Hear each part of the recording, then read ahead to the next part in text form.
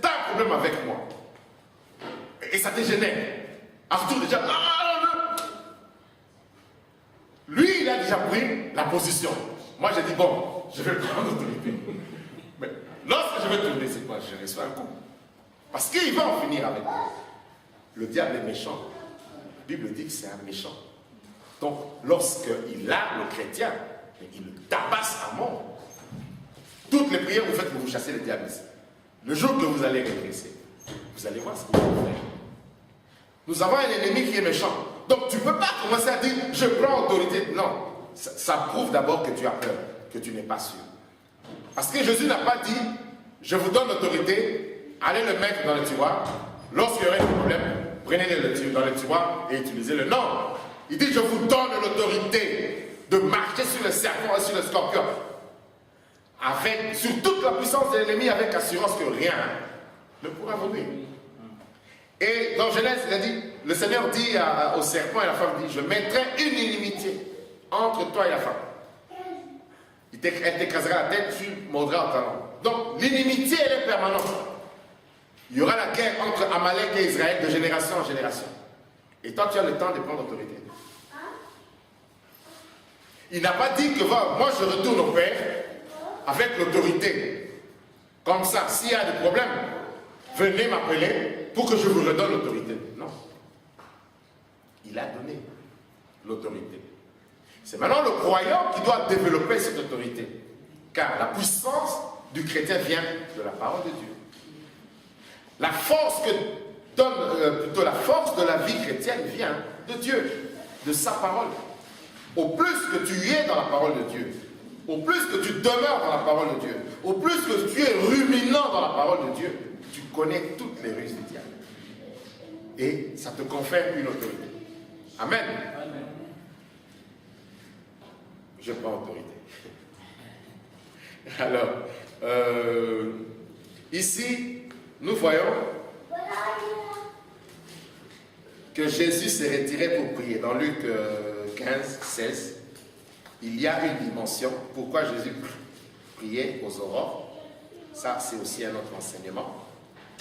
Jésus priait simplement aux aurores parce que lorsqu'on parle des ténèbres, on parle des enfants.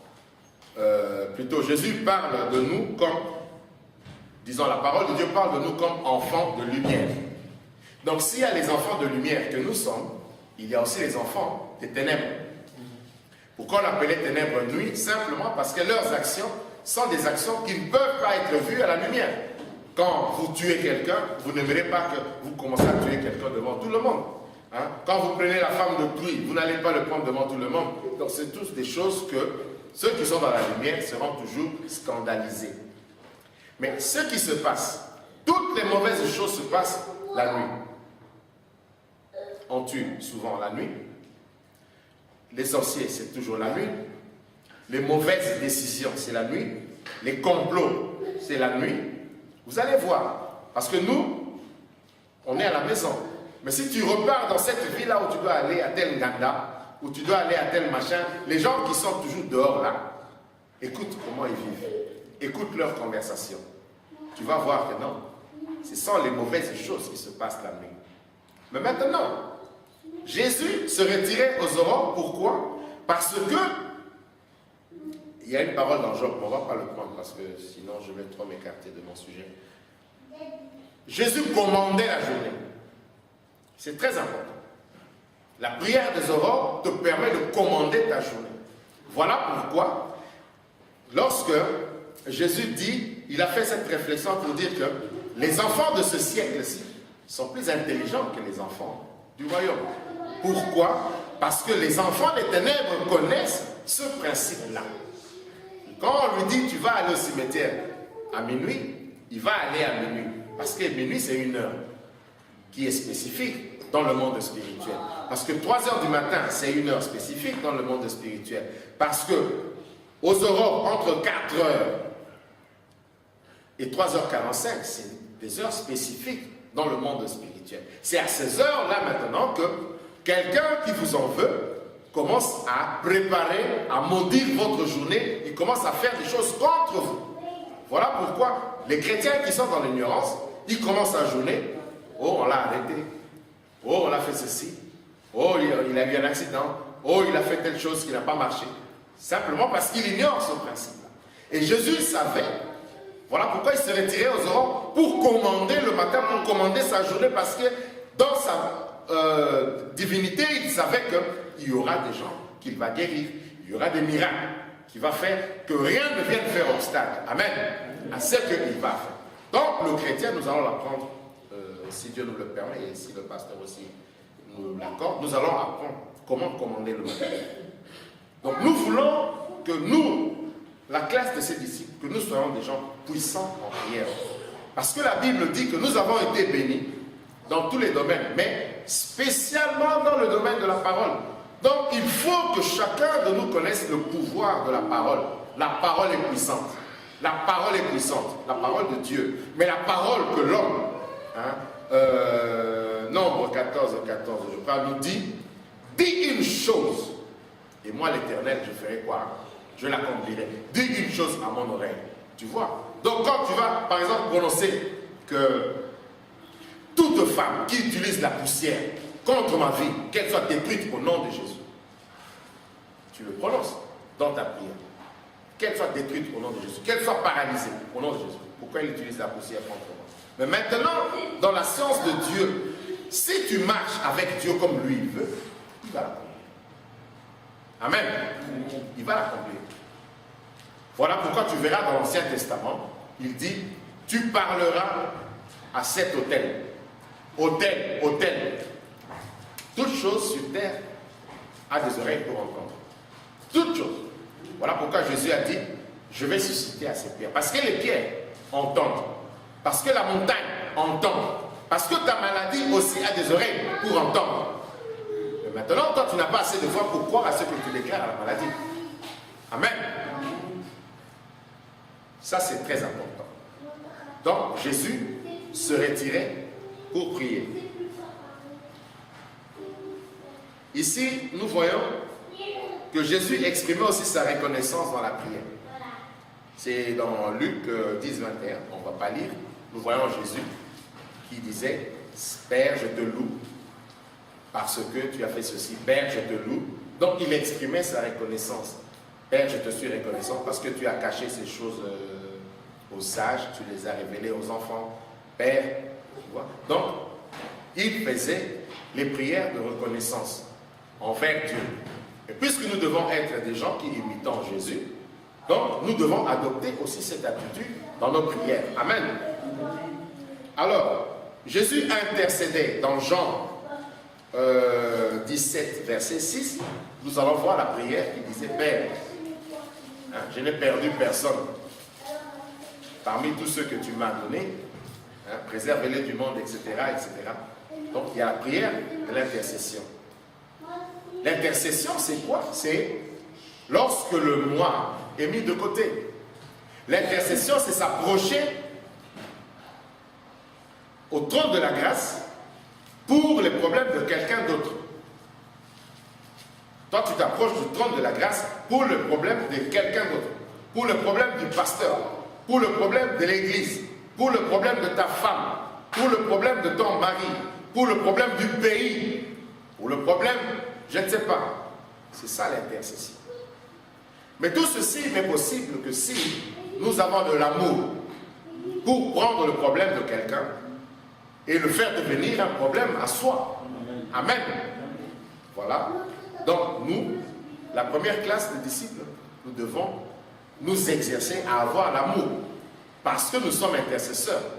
Nous avons vu comment nous avons dirigé la prière ici. Personne n'a prié pour lui. Personne n'a prié pour lui. Et la Bible dit, lorsque tu étais enfant, tu partais là où tu voulais. Mais il arrivera un moment où tu vas être vieux. Et c'est quelqu'un d'autre qui viendra, quoi, qui te scinde la ceinture pour t'amener là où tu ne veux pas. Ça veut dire quoi? Beaucoup de choses. Mais dans le cas qui nous préoccupe, lorsque tu es enfant, c'est-à-dire lorsque tu es bébé spirituel, Seigneur, regarde-moi. Seigneur, donne-moi le mariage. Seigneur, mon père. Seigneur, moi. Mais puisque nous poursuivons la maturité, dans le ministère, je ne sais pas si Prosper a le temps de prier pour lui. Amen. pourras plus prier pour toi. Tu ne pourras pas, les téléphones là, il y a 5 sœurs pour qui tu dois prier. Il y a 2 frères qu'il faut exhorter. Hein?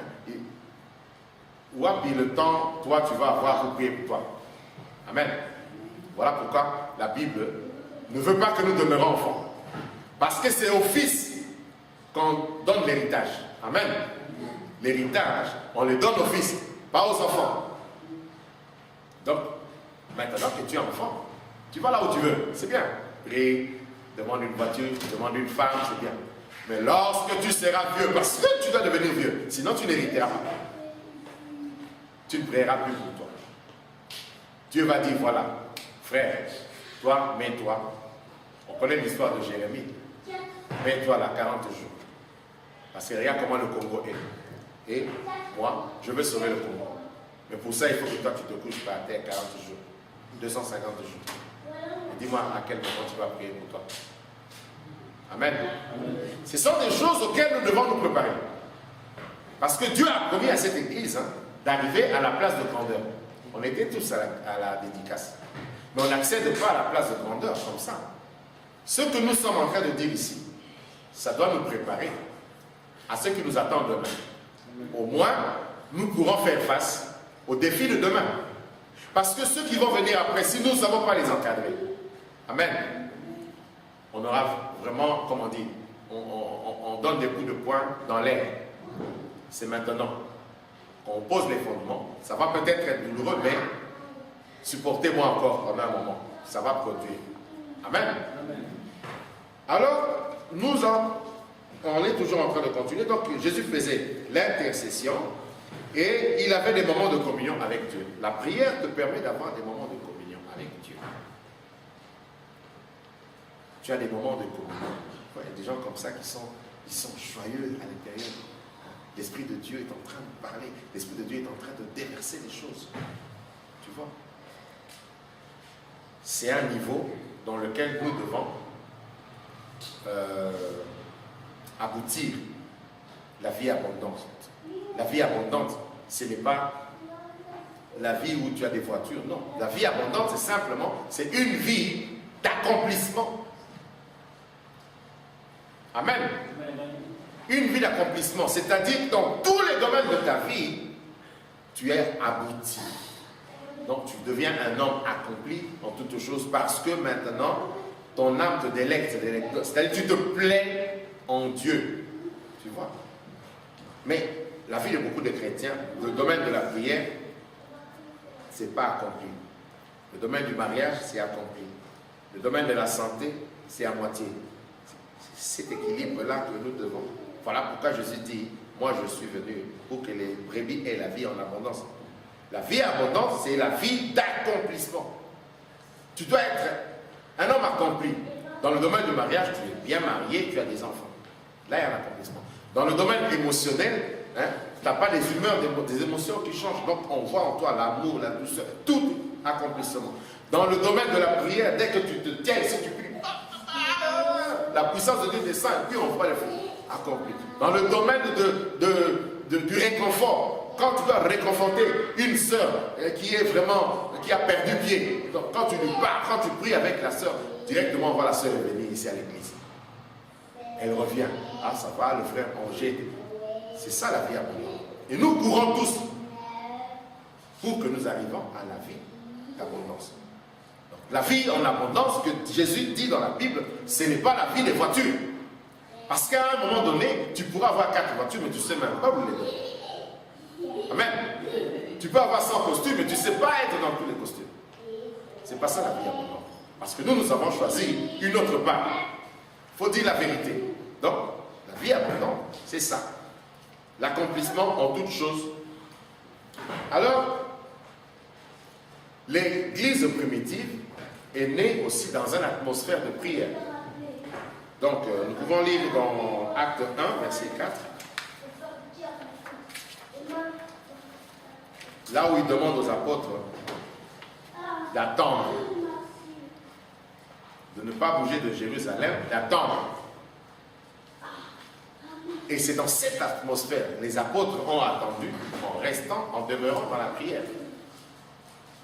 Et c'est ça que il y a eu cet impact de l'Esprit de Dieu qui est descendu